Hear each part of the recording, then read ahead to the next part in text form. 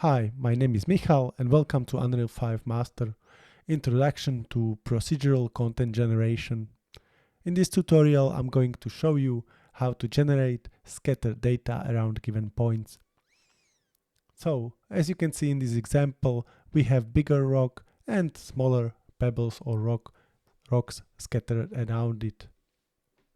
First thing I'm going to do is to delete PCG content from my level, so you would be able to see how to get similar results.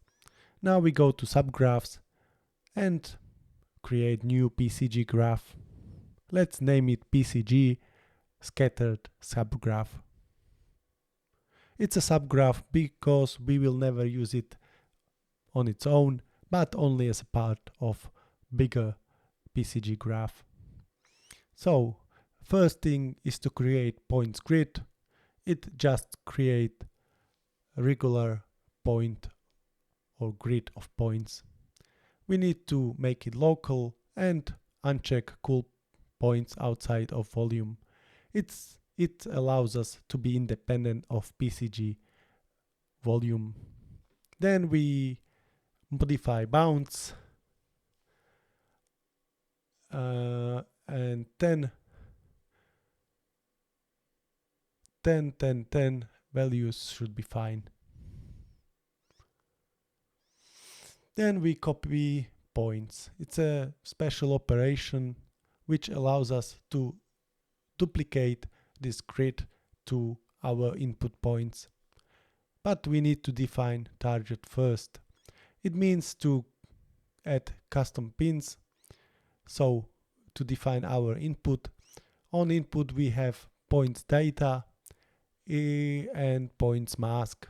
Point data we will use for defining points around which we want to generate content, and point mask to define areas where we want to avoid generation. We need to use merge operation because otherwise there can be problems. Now we need to transform points and to make them random, because till now it's just a regular grid. So -20 and 100 and rotation max 360 should be fine.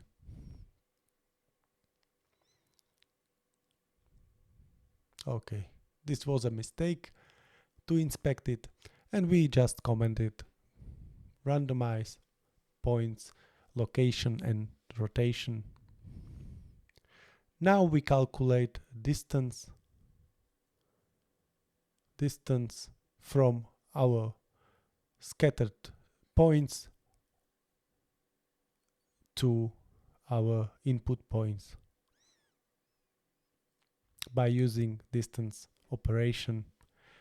We need to change a few values in distance operation, but give me a little bit of time. Okay, now I'm ready. We need to change maximum distance to 400 and set density checkbox. So we will get fresh densities. Then we execute blueprint. It's a special node, and we choose scale by density. Of course, this allows us to change the scale of points by their density. So the rocks further from the main rock are smaller. These values like 5, 0.5 and 0.7 should be fine.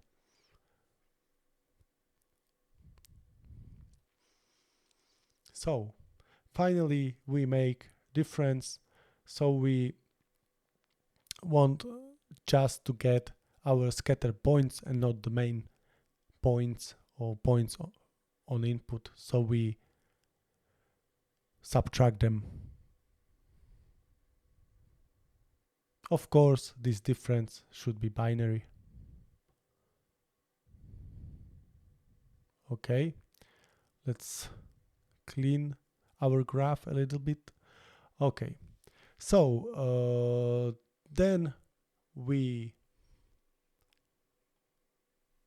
apply self-pruning operation, which just removes self-colliding points, and we apply difference again to binary, of course, to remove points in our mask. Okay, clean it up a little bit and align those 2 points. So now we want to add a new output pin. So because we would like to use it as a function, and so we output our scatter points on output. Okay, now we are ready with our PCG subgraph, I think, and I will show you how to use it. So we are here and we stop using projection for a while and add density filter. It only removes a few points. Now we transform them to make them random in rotation and scale. This transform points prepares points for our big rocks, let's say, and we project them on the landscape. But we need to use our new subgraph to show you how pebbles or smaller rocks around big rocks are generated. So we just drag it to our graph, and on input we give those big rocks and also project our pebbles on the landscape. So smaller rocks or pebbles,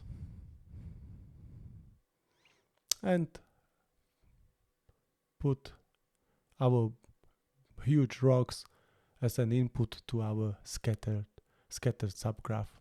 Now we enable debug and we don't see anything because we don't use it right now. So we drag it and we need to define area where to use it.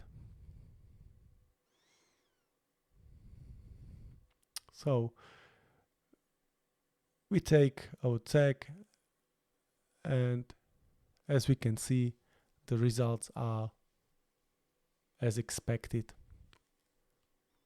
You should also watch my previous tutorial because you will understand why I used this subtags.